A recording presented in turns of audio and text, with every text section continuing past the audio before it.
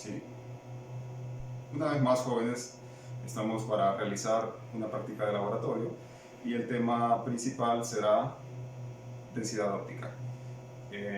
Lo vamos a realizar en el edificio E1 de la Universidad Nacional Autónoma de Honduras y como objetivo tenemos determinar la curva característica. Y el segundo objetivo, que el estudiante aprenda la importancia de la densidad óptica en una radiografía. Con el primer objetivo dice determinar la curva característica. Entonces, hemos plasmado este dibujo para poder representar la curva característica. En el eje Y observamos la densidad óptica. Entonces aquí colocaremos la densidad óptica. En el eje X vamos a colocar las diferentes intensidades en milirrontgen. Una vez que ya tenemos estos dos datos, iremos uniendo los puntos hasta formar la curva característica. Como segundo objetivo, que el estudiante aprenda la importancia de la densidad óptica en una radiografía. En una radiografía, para que se forme la imagen, tendremos diferentes densidades en el cuerpo. Entonces, hablamos de que el hígado tendrá una intensidad, la vértebra tendrá otra intensidad y la sección de los pulmones tendrá una intensidad diferente a las dos anteriores. Como resultado, vamos a tener la formación de millones de tonos en la escala de grises. Y así es que nosotros obtendremos una imagen radiográfica. Para ello, utilizaremos estos materiales. Primero, contamos con un densitómetro. Con este, vamos a medir los diferentes tonos de grises que me va a reflejar la imagen después de ser expuesta.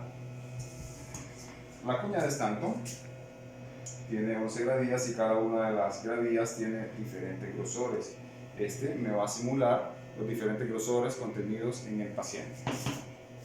Utilizaremos un chasis 14×14, el cual será expuesto para obtener la imagen radiológica. La máquina de rayos X con la que haremos la exposición y al final utilizaremos la procesadora para obtener una imagen ya revelada y procesada. Ahora, como introducción, dice que las relaciones que se utilizan para describir las relaciones que existen entre densidad óptica, el grado de ennegrecimiento de la película y la exposición se le denomina curva característica. A grandes variaciones en la exposición se le conocen en la curva característica como hombro, que son los niveles de exposición altos, o sea, la área negra, densidad óptica alta, y el puntero, los niveles de exposición bajos. Hablamos de el área clara, densidad óptica baja. A los niveles intermedios, los pequeños cambios de exposición que no proporcionan grandes cambios de densidad óptica, se le conoce como porción recta de la curva característica, y es el área apropiada para obtener una exposición correcta, por ende, una densidad óptica útil para diagnóstico. Ahora, para determinar la curva característica utilizaremos la cuña de Stanton, que está fabricada de forma que se pueda determinar la intensidad relativa de la exposición de la sección de película situada bajo cada escalón. Es decir, la película revelada se analiza con el densitómetro y se mide cada segmento en la radiografía. Ahora, ¿qué pasa con el densitómetro? Dice que mide la luz incidente en la película revelada y el nivel de luz transmitida a través de la misma, por lo tanto la densidad óptica se representa por una función logarítmica del cociente de las dos intensidades. Entonces podemos observar esa fórmula de cómo vamos a obtener la densidad óptica y esta es igual al logaritmo. Entonces el logaritmo dice que tiene base 10. En sus calculadoras generalmente los logaritmos tienen base 10 y esto va a ser dividido la densidad inicial entre la intensidad final y así obtendremos la densidad óptica. Otro concepto importante para la cual es vital la curva característica es el contraste de la película, el cual es la pendiente de la porción recta de la curva característica. Cuando hablamos de esto, significa que en esta porción recta es donde vamos a obtener todos los tonos de grises que me van a formar una imagen radiológica. Este contraste puede identificarse por el gradiente medio, que es la pendiente de la tangente en cualquier punto de la curva característica. Un término ligado al contraste es la latitud, la cual es el rango de exposiciones sobre el que la película de rayos X responderá.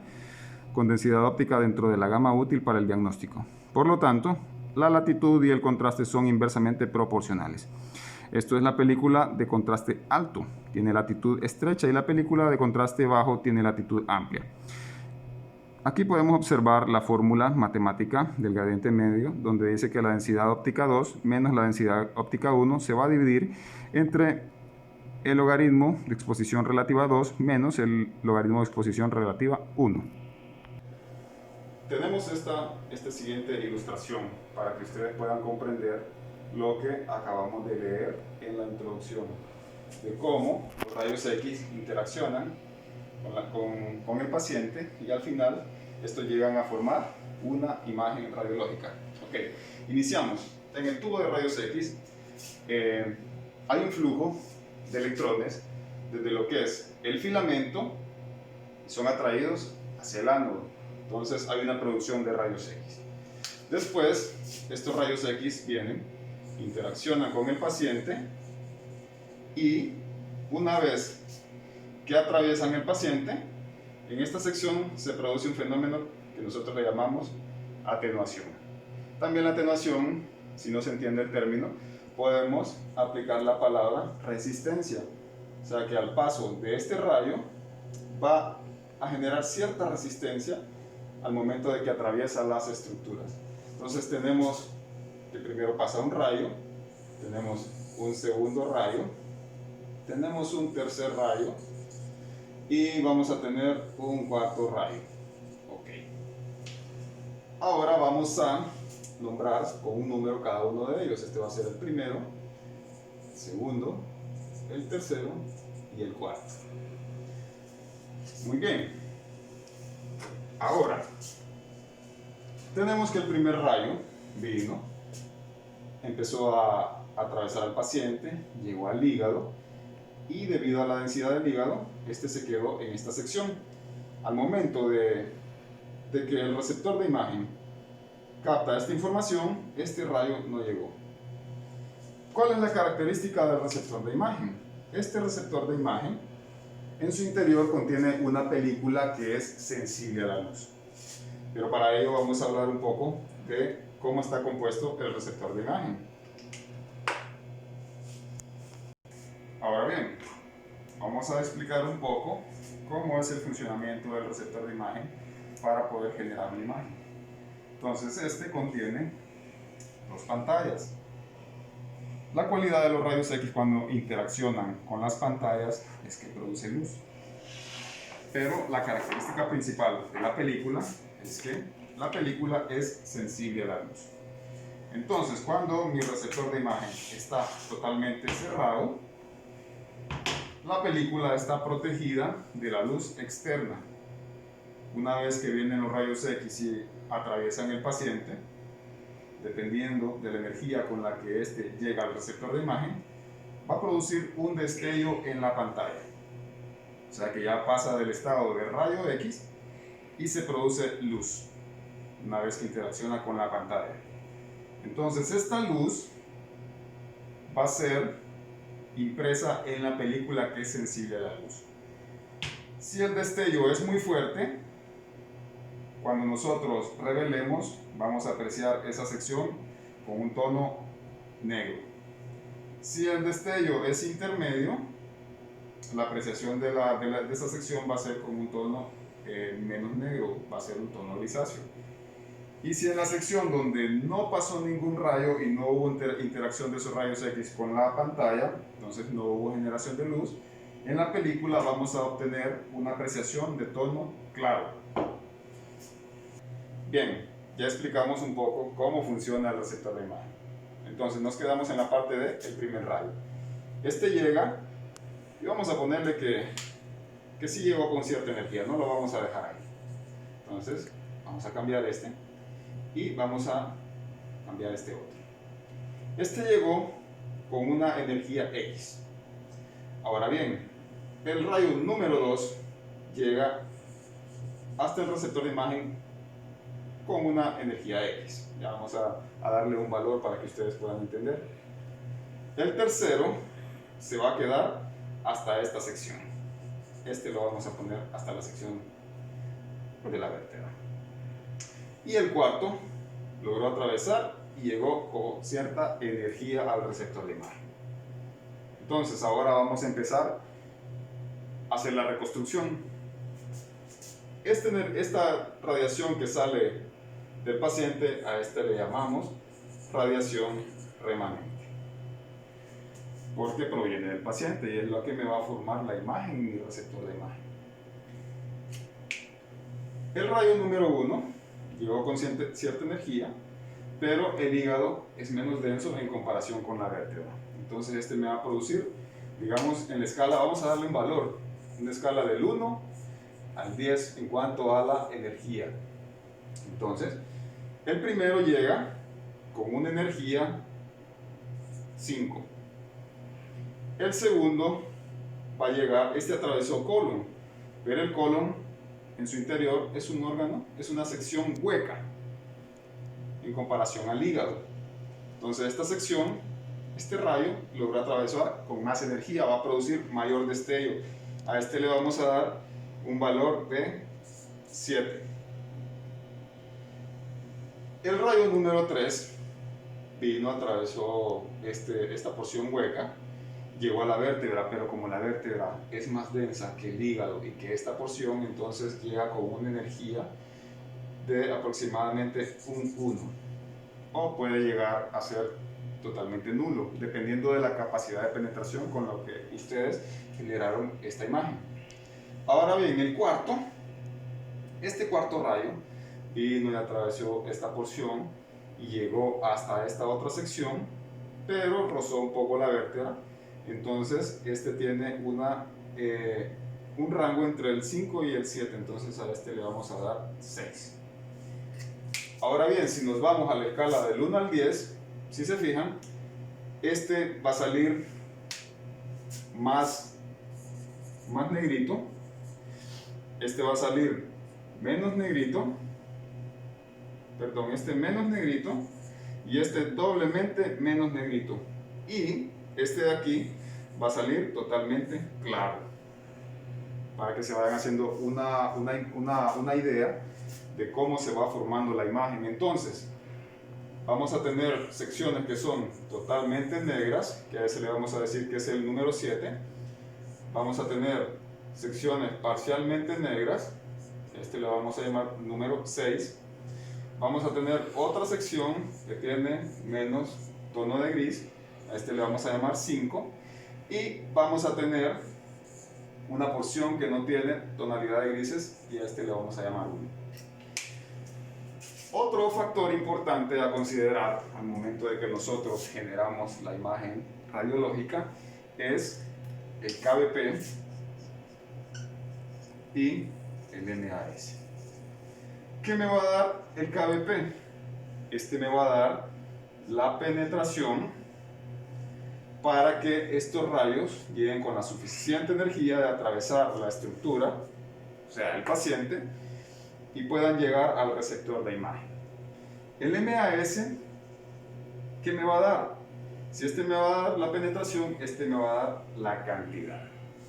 O sea que estamos hablando de la dosis, el tiempo, porque el MAS se obtiene entre la multiplicación del miliamperaje por los segundos.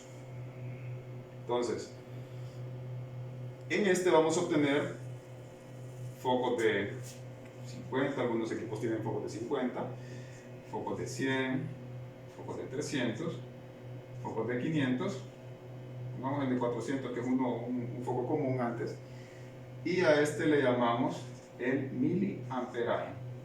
¿Qué significa miliamperaje? Ok, cuando hablamos del miliamperaje hablamos del cátodo, donde va a haber un flujo de electrones a través de este, y hablamos del ánodo, que este siempre lo vamos a encontrar en el interior de nuestro tubo de rayos X. Este flujo de electrones va a ser atraído hasta esta sección, y en el elemento blanco es donde nosotros vamos a tener una formación de rayos X que van a salir y atravesar al paciente. Pero ¿por qué hablamos de MA? Porque el MA, con solo decir mili, estamos hablando de una unidad por 10 a la menos 3. O sea que si yo tengo 5 miliamperios, esto va a ser igual a 0.005. Y se fijan, 1, 2, 3 dígitos a la izquierda, amperios. Es lo mismo decir 5 miliamperios que 0.005 amperios. Entonces estamos hablando de una cifra bien baja en cuanto al flujo de electrones que va a atravesar este filamento. Entonces primero hablamos de electrones. Estos electrones son los que generalmente circulan a través de un conductor, un cable, y en nuestras casas obtenemos luz para poder observar cuando cae la noche. Entonces es el mismo flujo de electrones que atraviesa este filamento para producir los rayos X que me van a generar una imagen diagnóstica.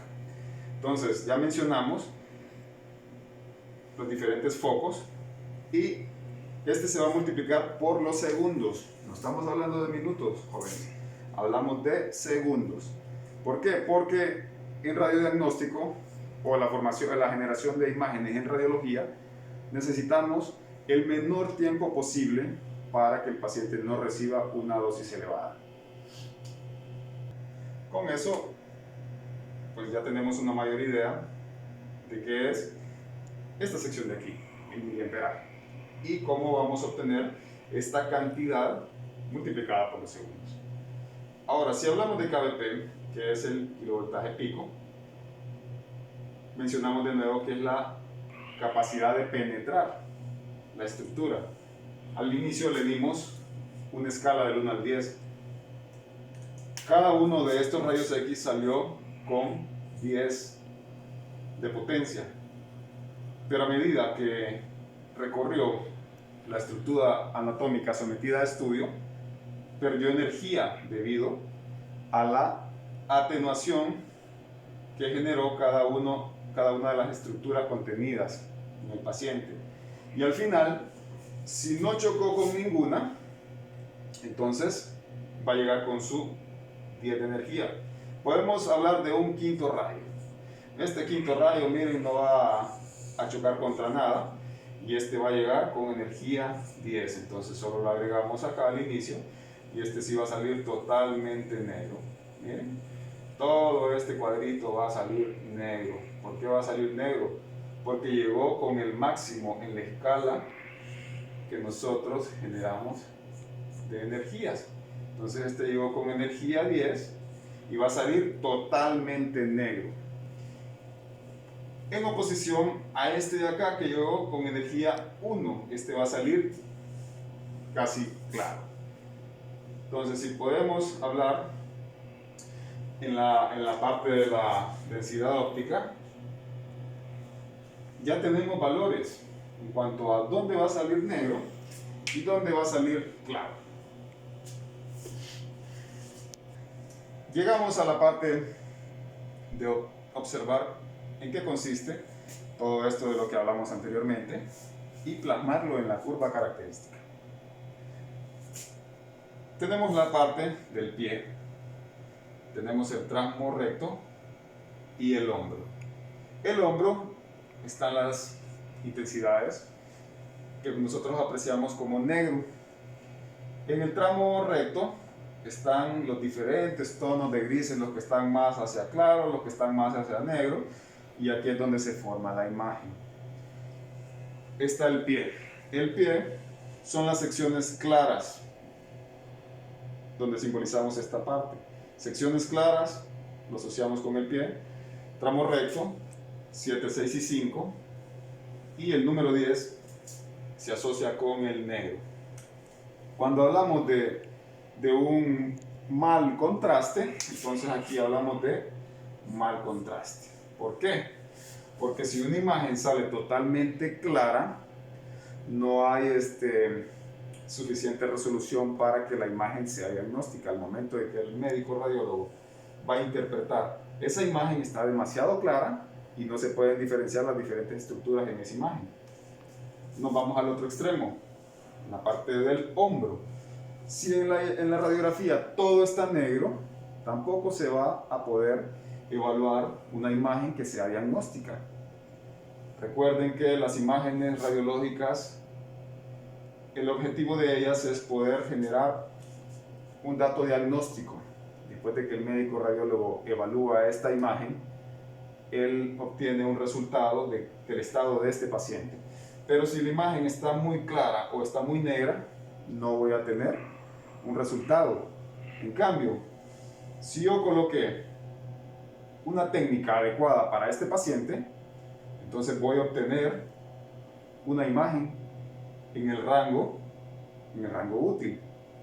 Ahora bien, hablamos de KBP y de MAS. Vamos a poner dos ejemplos. Entonces, con KBP vamos a hablar de una estructura como una mano y vamos a hablar de un tórax. Vamos a hablar de un tórax posterior anterior que es pulmonar.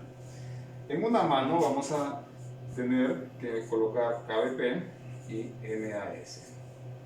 Ahora bien, para una mano el KBP basta con que ustedes coloquen 40 KBP. Entonces los rangos de KBP van desde 40 hasta 150.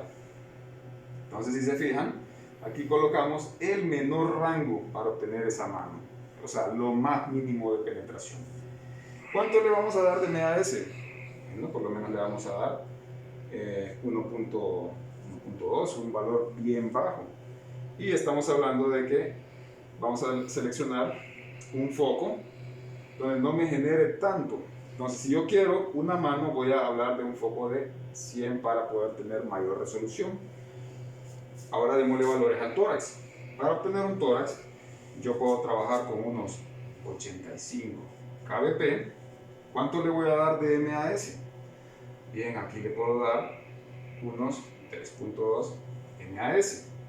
Entonces, ¿qué pasa con la mano? Es una estructura no tan gruesa. ¿Qué pasa con el tórax? Es una estructura más gruesa.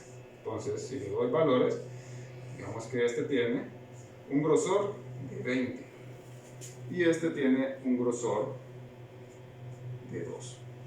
Entonces, si hablamos en centímetros, 20 centímetros y estos son centímetros. Cuando hablamos de este 20, estamos hablando de un paciente promedio, uno que no es tan grueso y uno que no es tan delgado, sino un paciente promedio. Pero la mano, en la mayoría de los pacientes, tiene casi el mismo grosor, salvo que este sea un poco gordito y la mano tiende a ser un poco más gruesecita. Pero ahí solo aumentamos un 1 o 2 KBP para la penetración. ¿Qué observamos? La diferencia entre 40 y 85. Para poder obtener un tórax y que al final este receptor de imagen me forme la imagen, y también en la mano voy a tener un receptor de imagen. Entonces aquí vienen los rayos X, en la parte de arriba se generan los rayos X, atraviesan la mano y llegan al receptor de imagen. De igual manera vienen los rayos X, atraviesan el tórax y llegan al receptor de imagen. Entonces pongámosle aquí que este es una mano, pongámosle aquí que este es un tórax. Bien, jóvenes, van viendo cómo se relaciona todo al momento de que nosotros vamos a seleccionar nuestra técnica radiológica. Muy bien, jóvenes, ¿qué importancia tiene esto de la selección correcta de KBP? No puedo colocar yo 40 para realizar un tórax porque me va a salir demasiado claro.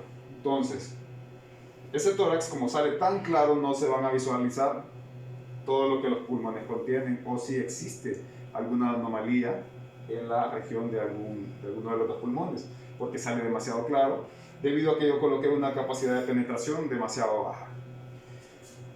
Entonces yo debo de colocar este rango para obtener ese tórax. Ahora bien, si yo le coloco 85 a una mano, entonces me va a salir demasiado negra. ¿Qué pasa aquí? Va a salir tan negra que las diferentes estructuras óseas contenidas en la mano no van a poder visualizarse. Es más, ni se van a diferenciar cada uno de los huesos, falanges. No se van a poder diferenciar, va a ser una sola estructura negra, porque yo le puse demasiada capacidad de penetración y me salió en la parte del hombro. Lo mismo sucede con el MAS colocado a una mano y a un tórax. ¿Qué debo de hacer siempre? Colocar las técnicas apropiadas para cada estudio y obtener la imagen en esta sección. Para el KBP, la obtención del KBP, hay una fórmula. El KBP dice que es espesor por 2 más 30. Entonces, si yo vengo y quiero obtener el espesor, el KBP para una estructura, yo solo debo de medir con una regla o un especímetro, que es el que generalmente utilizamos, pero en varios de los centros no encontramos un especímetro, y aplico esta fórmula y obtengo la capacidad de penetración.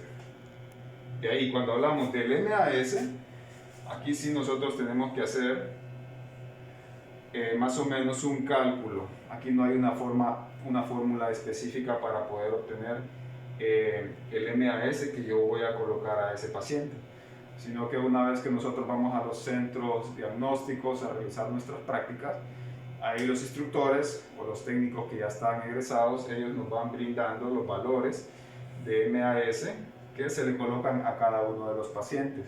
Pero la parte de KBP sí la podemos calcular mediante el empleo de esta fórmula. Como ya entendimos cuál es la importancia de la curva característica y en qué me va a beneficiar al momento de generar una imagen, vamos a pasar a la realización de la práctica. Para ello, tenemos nuestro tubo de rayos X, un chasis 14×14 cargado y nuestra cuña de Stanton. Recuerden que cada uno de los grosores de esta cuña de Stanton me va a simular los diferentes grosores que contiene el paciente. Recuerden que hablamos de que en el paciente hay diferentes estructuras, tenemos pulmones, hígado, colon, vértebras, costillas, y cada una de esas estructuras, si hablamos de abdomen o de tórax, tienen una densidad diferente. Entonces ahora pasamos a colocar nuestra cuña de Stanton. Podemos hacer 2 exposiciones o podemos realizar una sola. Entonces, ¿por qué podemos hacer 2 exposiciones? Con el fin de emplear un foco diferente en cada una de las 2. Entonces ahora vamos a centrar.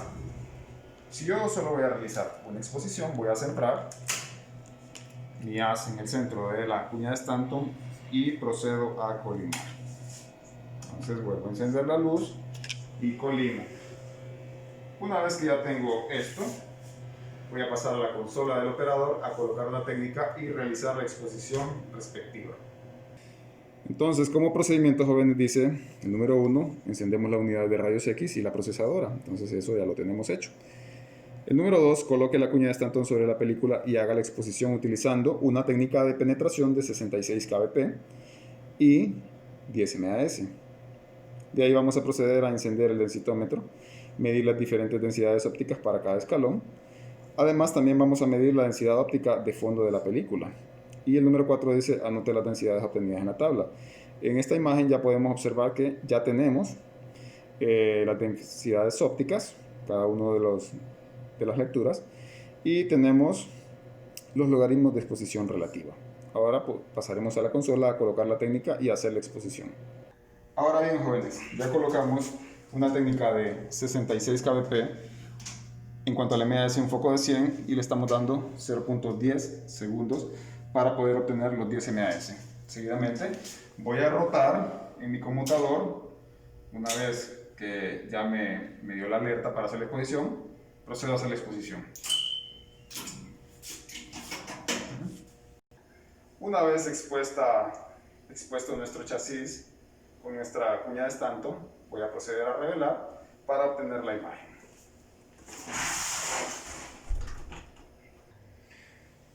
Una vez revelada, ya tengo la imagen que quería obtener. Colimé solo la sección donde estaba la cuña de Stanton, hice la exposición y obtuve esta imagen. ¿Qué pasa aquí? Tenemos 11 gradas. Entonces esta es la grada número 11, 4, 3, 2, 1, y esta es la gradía número 1. La gradía número 1 era menos gruesa, por lo tanto salió bien oscura.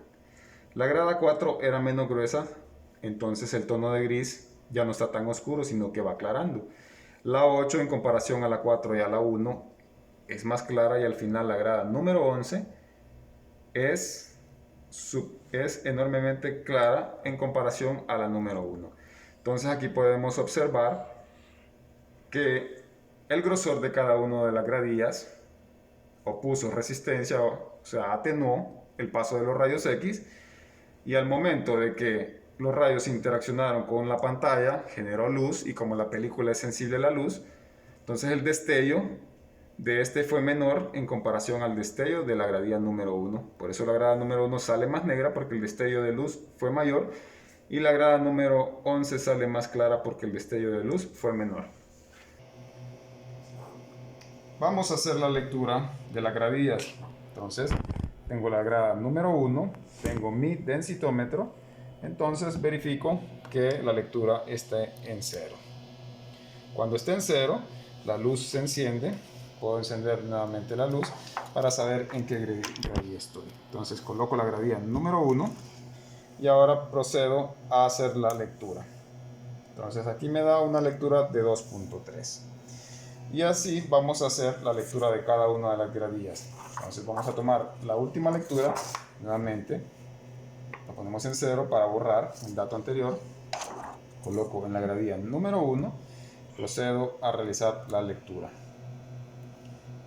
Anteriormente me dio una lectura bien elevada y ahora me está dando 0.84. Si se fijan, hay una diferencia considerable entre las dos lecturas. En una cuña de Stanton está cifrada que por el escalón 11 pasan 2 miliamperios segundos. Por eso en el escalón número 10 pasan 4 miliamperios segundos, y así sucesivamente. Se usa la función logarítmica para representar la exposición, ya que esta tiene incrementos al doblar la exposición de 0.3. Esto es, como estamos usando la exposición relativa, no nos importa la exposición absoluta si vemos que el logaritmo base 10 de 2 es 0.3 y el logaritmo base 10 de 4 es 0.6, lo cual demostramos el incremento de la función logarítmica en 0.3. Lo anteriormente leído podemos reflejarlo en esta parte. Dice que el logaritmo base 10 de 2 es 0.3. Basta con que ustedes ingresen en la calculadora la función logaritmo y después el número 2, le dan igual y les va a aparecer este valor, 0.3. Logaritmo de base 10 de 4 les va a reflejar 0.6. Entonces esto tiene una diferencia, si se fijan, de 0.3. 0.3 más 0.3, 0.6. De ahí ingresamos en la calculadora el logaritmo base 10 de 6, 0.9 y así sucesivamente.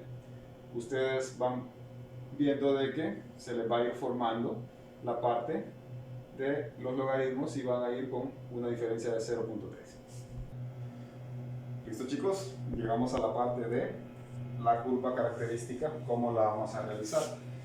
Una vez que ya tenemos los logaritmos de exposición relativo que van desde 0.3 a 3.3, entonces yo voy a generar cada uno de los puntos que me van a formar la curva característica. Para 0.3 dice que tengo 0.5, 0.6 aproximadamente voy a tener un 0.8, para 0.9 1.5 y así sucesivamente hasta que llego a 3.3, que es aproximadamente un 4.8. Entonces voy formando cada uno de los puntos y después solo trazo mi curva característica, donde voy a tener el pie, el tramo recto y la porción del hombro. Como ven, lo más base, en un aproximado para esta gráfica vamos a tener un 0.4, que es el velo más base. Son las regiones de la película donde no hubo exposición radiológica, o sea que esa parte de la película quedó sin que los rayos X atravesaran. Entonces para este caso voy a tener un velo más base de 0.4 y si se fijan es inferior al primer punto donde inicia la curva característica. Ahora, cuando hablamos de la velocidad de la película, entonces tenemos una fórmula que dice que es 1 entre el número de Röntgen necesarios de densidad óptica más 1 más el velo más base. Entonces ahora vamos a decir que este 1, como estamos en base a 1, porque es la densidad óptica de 1, le vamos a sumar el velo más base.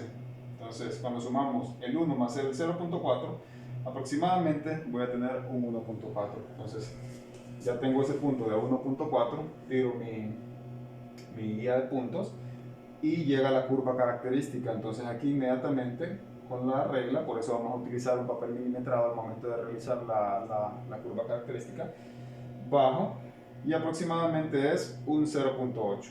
Entonces yo voy a dividir este 1, que es una constante, entre este valor 0.8 y aproximadamente me va a dar 1.25. Y con esto yo voy a saber qué tan rápida fue esta película. Esta rapidez yo la voy a comparar entre películas. O sea, dice, esta película, puedo utilizar una película de otra marca y voy a hacer el mismo procedimiento para poder saber qué tan rápida fue la película al momento de generar una imagen.